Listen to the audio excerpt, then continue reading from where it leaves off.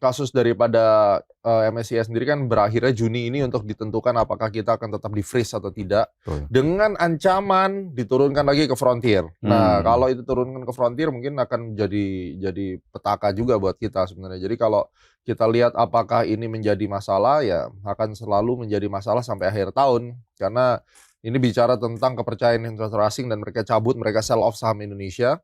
Dan kita akan terus ditekan dengan resiko yang paling jauh. Tapi kalau kita gali lebih dalam sih, Pak Gemma, sebetulnya seberapa powerful sih MSCI ini untuk kemudian menentukan atau menjadi pertimbangan investor global sehingga ya sell off kemarin Iya, terjadi? karena gini, ini pertanyaan bagus sekali karena kita harus lihat selama ini kan orang yang mampu beli dana besar itu selain dari local asset management kan juga dari hedge fund atau asset management dari luar negeri.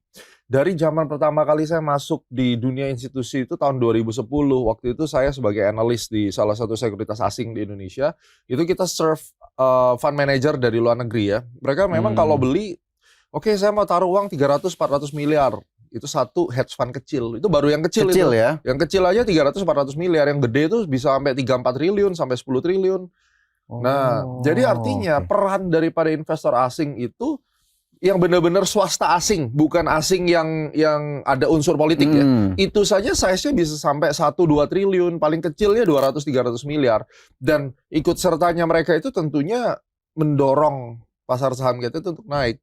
Dan mereka ini adalah long term holder. Long term itu bisa dikatakan 2 tahun, 3 tahun. Dan pada saat mereka nge-hold itu, ya pada saat harganya naik, nanti mereka take profit, tapi mereka beli lagi di bawah. Sehingga market itu ketahan. Sehingga kalau misalnya para owner-owner itu pada keluar pun, masih ada yang nampung. Nah, Indonesia sekarang ketika total emiten sudah 950 lebih, kan juga bobot daripada saham-saham konglomerasi itu kan cukup besar, ya kan? Nah, konglomerasinya sendiri mereka merasa bahwa wah ini banyak restriksi nih. Ini dan itu free float lah apa segala macam sehingga membuat mereka tidak nyaman untuk bermain dan suatu ketika bisnisnya sendiri mungkin kehantam dengan ekonomi global, akhirnya apa? Mereka sell off misalnya. Karena bagaimanapun IDX ini kan masih banyak saham-saham komoditi atau metal mining yang berpengaruh kepada bobot IHSG sehingga ketika tekanan eksternal dan internal problem ini datang bersamaan, akhirnya orang sell off keluar. Nah, ketika asing itu check out, jumlahnya yang tadi saya sebutkan itu 2010 loh. Sekarang pun lebih gede lagi kan. Plus saham-saham konglomerasi dihantam, maka IHSG-nya langsung runtuh karena mereka juga tidak punya kekuatan untuk menahan gitu.